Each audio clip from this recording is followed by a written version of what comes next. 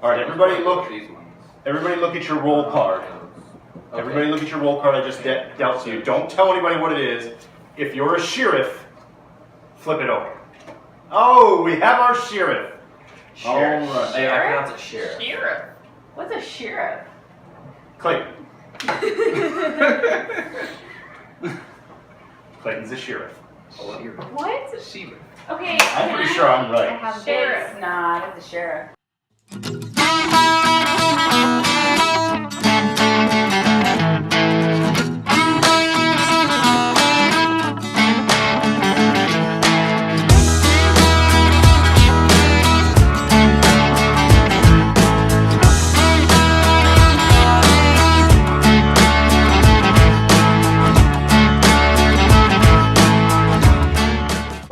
We recorded playing Bang.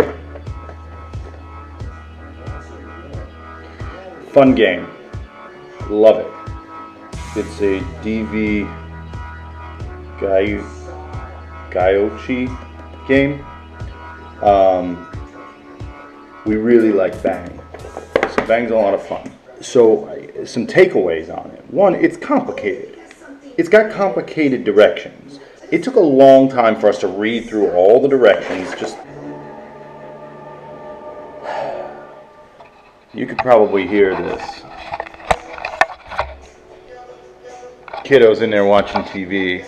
Forgive the mess. William, you want a banana? Yeah. Say hi.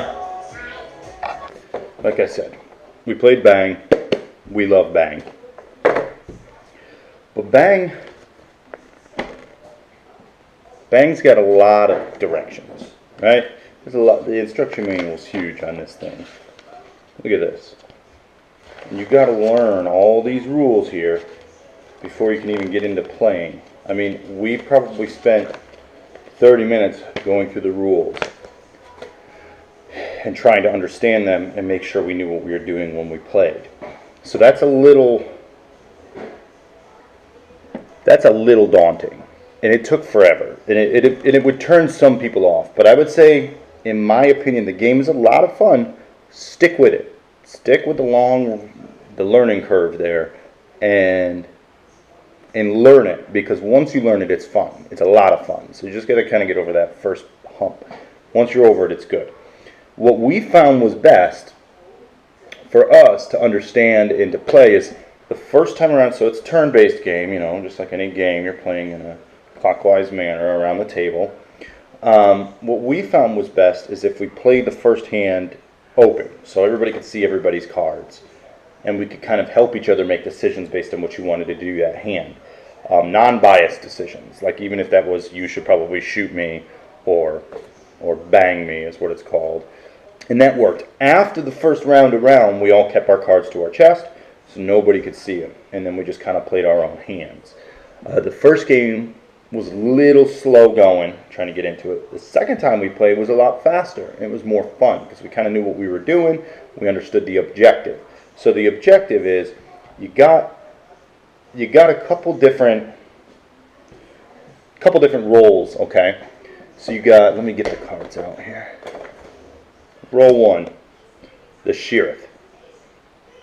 So the sheriff you got sheriffs, you got outlaws, you got a renegade, okay? You got deputy sheriffs. And depending on how many people you have in the game, will dictate how many of each role. There's always only one sheriff, and you always know who the sheriff is. They have to hold this up. Everybody else keeps their role in the game private. It's their own role for them to know with their own goals. Deputy sheriff. So the sheriff must eliminate all outlaws and the renegade to protect law and order. That's his job or her job throughout the game. Eliminate outlaws and renegade and you win. Deputy sheriff. Deputies, they help and protect the sheriff and share the same goal at all costs. You serve the sheriff. You do anything the sheriff wants. I mean, you're just trying to get rid of these guys too. Outlaw. The outlaws. They would like to kill the sheriff, but they have no scruples about eliminating each other to gain rewards. If you kill the sheriff and there's outlaws left, you win. Doesn't matter about this guy. He can still be around. You still win. The renegade has his own goal. The renegade.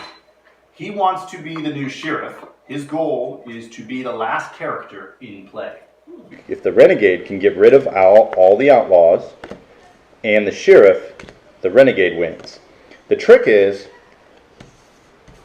these people don't know who each other are in the game.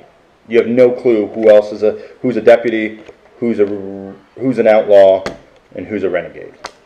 So it makes it tricky. You might even have the sheriff shooting his own deputy. You might have one outlaw shooting another outlaw and killing the outlaw. In which case there's rewards and punishments for each. But it's a fun game and it's turn-based. So then you have your roll card. The next thing you have is a character card. And your character card tells you a couple things. One, it gives you a special ability. So for this one, this is Bart Cassidy. Each time he is hit, he gets to draw a new card from the deck. So the cards from the deck are all different things, and they give you different abilities to do different things. Okay? And then the other thing your character card tells you is how many hits you can take. So the number of bullets you have, that's how many times you can get shot before you're out of the game. This is called a bang card. This is probably the most powerful card in the deck. This is what you want to really use. Bang cards are the main method to reduce other players' life points. Equally important, but not quite as powerful, is the mist card. If you are hit by a bang, you may immediately play a mist, even though it is not your turn, to cancel the shot. If you do not, you lose 1 life point. So you want, anytime somebody plays a bang card and says, I'm going to shoot you, if you have this in your hand, they don't get to hit you. You play this, and it's gone. And it's great. And you stay in the game, and you live to play another round. There's cards like the Cat Baloo that can take away cards you have in play. Then you have weapons. So weapons are pretty cool, right? So weapons give you different abilities, and they tell you how far you can hit. So you're sitting around a table. Bear with me. Pardon the mess. You're sitting around this table, right? So you got 1, 2, 3, 4, 5, and then my seat, 6. You got 6 people at this table with you. So if I'm sitting here, okay, I'm sitting where I am. This is a distance of 1, and this is a distance of 1. This is a distance of 2, and this is a distance of 2. See, 1, 2. That chair would be a distance of 3, because 1, 2, 3, or 1, 2, 3. So you can only hit people in this game. You can only shoot at people who are within a distance from which your gun can reach. So this volcanic gun, stop rocking. This volcanic gun here can only reach people on either side of me, 1 distance away. But then you get better guns in the game, or you get modifiers to those guns. Here's the Schofield. The Schofield has a distance of 2. So now that lets me shoot at people that are 2 seats away from me. And then you got Remington. I can shoot people 3 seats away from me. So basically I can shoot anybody at the table with a Remington, if you're playing with 6 people. The other cool little modifiers that are important are scope. Scope is cool because scope gets you 1 position closer to everybody at the table, no matter where they're sitting. So if my gun is a 2, adding a scope effectively makes it a 3. So now I could shoot anybody at the table with this 2 weapon. If my weapon is a 1, the scope effectively makes it a 2. See what I mean? It makes everybody 1 seat closer to me so I can hit them if I want to take a shot at them. So the whole point in the game is you can only shoot at people who are within your weapon's range, which is pretty cool. Now the other modifier that I like is kind of the opposite of the scope.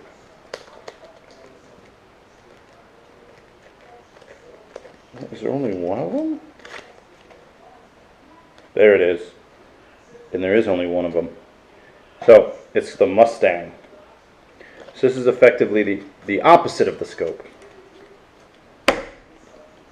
What this does is it puts you, it's like you're on a horse, so you can get away faster, right? That's the idea here.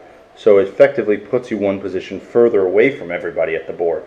So somebody sitting here that has a gun with the power of 1, meaning they can only hit me or chair to their left, one position away. If I have a Mustang, that makes me two positions away from them. Okay, that just adds a position between everybody and me. So it makes it nice to kind of protect yourself. It makes it a little bit harder for people to hit you. It's a great defensive card to have. I have yet to get it since we've played. I've played a couple times now. So that's the gist of the game. You go around the game, taking turns, drawing cards, playing the cards, and moving on to the next person. Every time you get hit, you have these little bullets, these little bullet tokens. You lose a bullet token. When you lose a bullet token, you're out of the game. Which brings me to one of the drawbacks. So drawback number 1, a lot of instructions. Take a long time to learn the game. Drawback number 2, when you're out of the game, you're out of the game. Like, it's not like Scrabble. It's not like any other board game out there where even though you're losing or doing bad, you're still playing and having fun. When you're out of the game, you're just sitting and watching. Now, I guess you could team up with somebody and help them make decisions, but like, your character's out of the game, you're done until the next round. And that could be 10 minutes, could be 30, could be 45.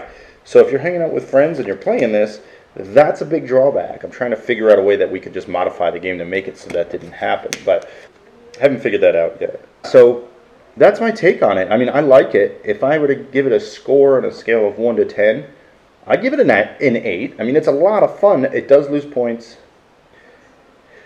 It should be lower than an 8. It should be lower than an 8 because it loses points for the instructions. It loses points for people being out of the game once they're out of the game.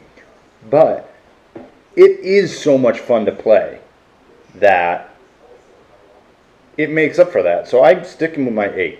It's a solid 8 in my book. I love playing it. I can't wait to play it again. Bang. Great game.